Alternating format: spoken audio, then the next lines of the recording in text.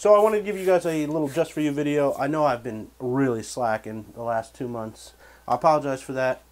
Probably lost you good 50, 60 Patreon supporters. So yeah, whatever. I mean, for those of you that stuck around, I appreciate it. So obviously this video's came out after that video. So in that video, in the previous video you just watched maybe, I explained that I did it for many reasons. And I really don't know what those reasons are, but it was a good break to take from creating stuff, posting stuff. I mean, I haven't been on Instagram, Facebook, YouTube in like 2 months. So it's been nice just to get back from all of it, look at what's going on, kind of focus more on just doing stuff in the house, getting this wrapped up. So I thank you guys for sticking around and continuing to support my channel. Even though I haven't been producing, I am taking that money and saving it.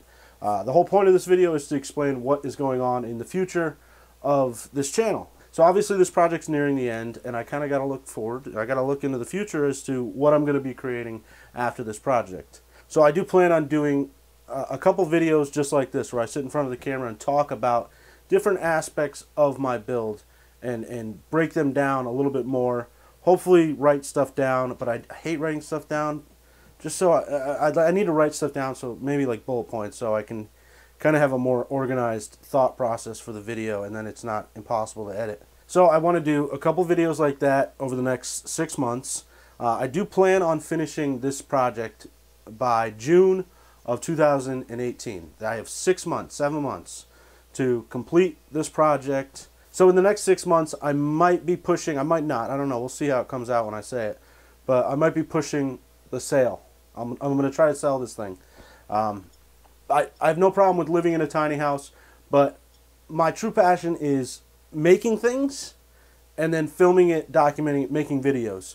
So if I just stop building stuff, then I'm not going to get to do the two things that I enjoy doing. So if I can sell this thing for, unfortunately, I'm not going to put too much of a profit on it, but that's fine. Obviously, the money doesn't matter to me.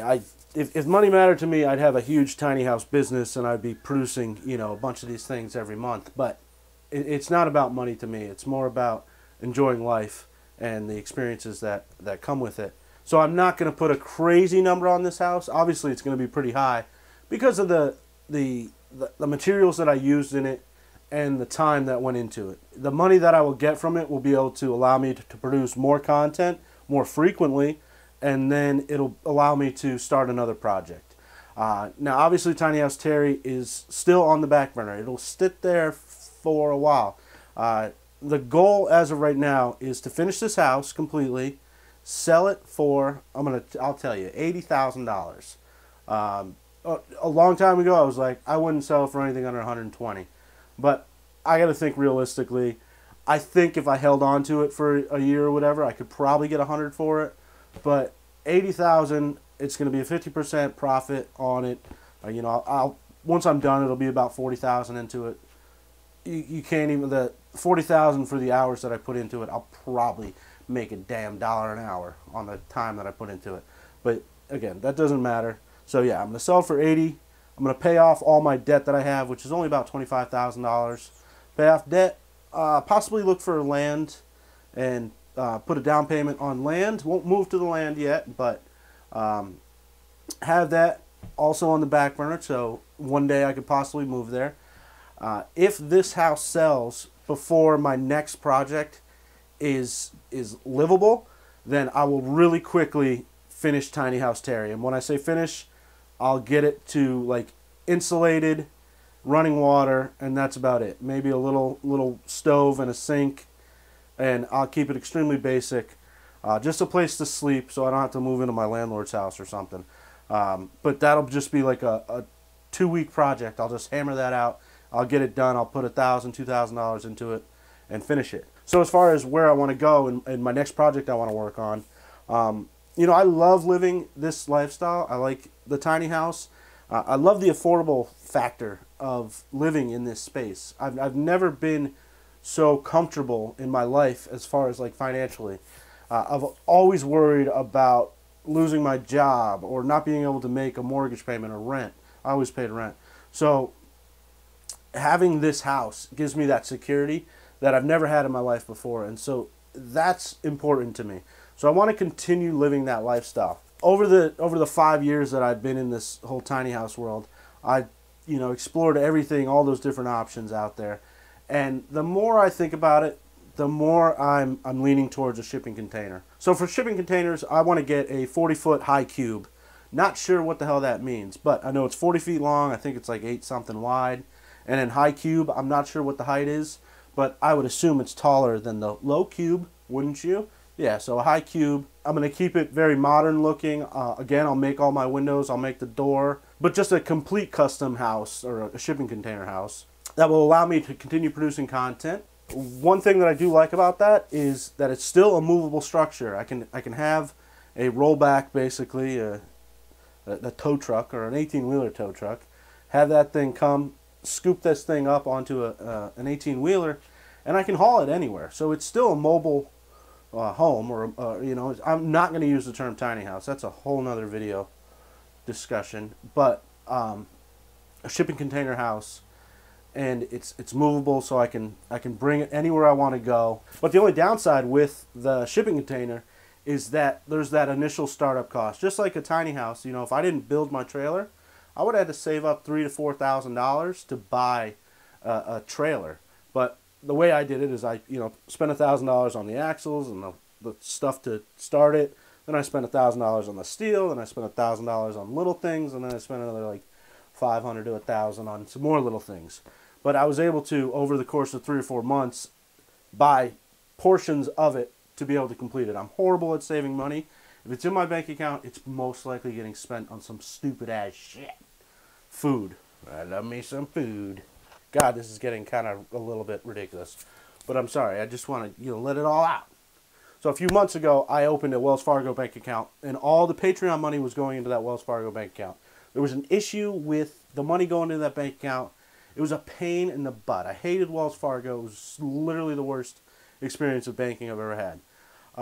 So I closed the bank account, and then I was trying to figure out how I get that Patreon money into my bank account. I didn't want it to go directly into my personal bank account because, like I said, I'll spend it. So I had it going to my PayPal account, and then from my PayPal account, I could send it to wherever I wanted it to go. But what I've since learned is that it's a great savings account. That money goes into my PayPal account. I don't touch it because it's not there. It's kind of like my YouTube earnings. I could get to it. I got about $1,400 in my YouTube, which is going to buy a new computer. But I want that to get to, several $1,000s so I can buy a new computer and make better videos with that. You're getting off topic. ADD. Yeah, I know. So anyways, all that Patreon money is going into that PayPal account. By the time this video posts, there will be about $800 in that PayPal account. Shipping container, I've talked to one company a couple hours north of here. They said that a dry shipping container, because shipping containers, once they get several holes in them, they're no longer seaworthy. I guess they can patch a few of them, but then once it gets to a certain point, I think it's three holes, it's no longer seaworthy, and they decommission them. I'm sure there's more of an expert than me, but I can get a 40-foot high cube between $2,000 to $4,000. I know that's a crazy difference. $2,000, shit's probably not doing too well. It's probably got some rust and some holes. So I'm going to be shooting more towards the $4,000 range, just so I get a weather-tight shipping container with the least amount of patchwork into it. It again will be a very industrial, modern looking. I'm pretty sure I'm going to name that shipping container Maple. Maple. I'm going to be using a lot of maple. I want to make all the windows, door, a lot of the accent pieces I want to hang on the outside of the house. I saw some pictures that I really liked of some protrusions that come out of the shipping container that give it a real modern look. But I'll do big chunks of maple on the sides. Paint it a flat bluish black, and then I'll paint the roof with some white paint to reduce on the heat. So this is just me being crazy and thinking about future, but keep some of the walls just completely exposed so you have that industrial look on the inside. Won't be well insulated, but I don't plan on being in too cold of climates. One great thing that I want to put into that is a wood stove. It's one thing I would love to have in a tiny house, but tiny houses are so small that anybody that puts any type of wood stove in their tiny house will tell you that it'll heat you out of the thing. You got to keep the window open. It's kind of a useless thing, if you ask me. So the shipping container is going to be close to, I think it's like 390, 400 square feet. So I think a wood stove, a small wood stove would be perfect for that, and it would be a good source of heat. I just like that ambiance that a wood stove gives. Why do I use that word? I hate that word. So what I'd like to do over the next 6 months is continue putting the Patreon earnings into that PayPal account. And when this thing is finished and I can finally put a price tag on it, there'll be enough money in the PayPal account to go and purchase a shipping container. That is the goal. If this thing happens to sell the day I post it, which I doubt it will, then I'm screwed and I'll jump on to Tiny House Terry. I'll finish that real quick. Otherwise, I'll get that shipping container going, get a bedroom in there, get a bathroom in there, and I'll do the same thing over again. Basically camping in the shipping container while I finish it. I like that. I like that craziness. It motivates me to continue working on it. This house has gotten so comfortable now where it's not very motivating to continue because it's like, it's just missing a piece of trim here. Like, who gives a shit? But obviously it needs to get done. There's a lot of work. Little pieces of metal are just fucking crazy. Again, sorry for not producing videos the last 2 months, but I do appreciate you sticking around, and thank you for the break. It was good mental break. Good for me. But I'm realizing today that how frustrating it is to make videos. You know, the last video I filmed is probably going to take a good 10 hours because it took about 4 hours to film, what, a 15-minute video maybe? And then I still got to edit it for about 3-4 hours. It's insane. And then I had issues with the camera. Oh my god. I'd love to know your thoughts on this crazy idea that I have. I think it'll be a cool project to do. I've seen a lot of shipping container houses that just look like shit. You know, they half-ass. It's kind of why I want to make my own windows, because I think vinyl windows inside of a shipping container look like shit, where I think a crisp light color window, not light like white, but maple, would look great in that house. Lots of huge freaking windows. Instead of doing like the sliding glass door where the double doors are, instead of doing like a slider there, I'm just going to do a huge sheet of glass. So it won't open at all, but it'll just let in a ton of natural light, and it'll be like it's naturally open. And then I'll probably put 2 exterior doors, one by the bedroom, one by the kitchen area. I've got it all in my head as far as what I want to do, but I really need to get inside of the box with you know, a pencil, a tape measure, and kind of lay out what I want to do. You know, I want the bedroom. I thought about doing 2 additional bedrooms, but not like bedrooms, but like basically a bunk bed, but more of a cubby style. So there'll be, you climb up a ladder to get into the top one, and there'll be like a little hallway, but like a crawlway with a twin size mattress, and the bottom will be the same. Where you could have 2 kids in there, and then a bathroom, closets obviously in that area as well. A bathroom with a tub, an actual tub.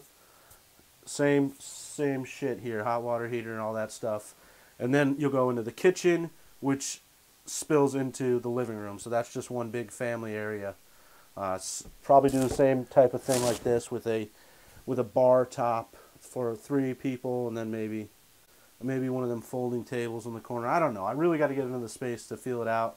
It's all right here. Haven't really done anything because I need to visually see something to start letting the juices really flow.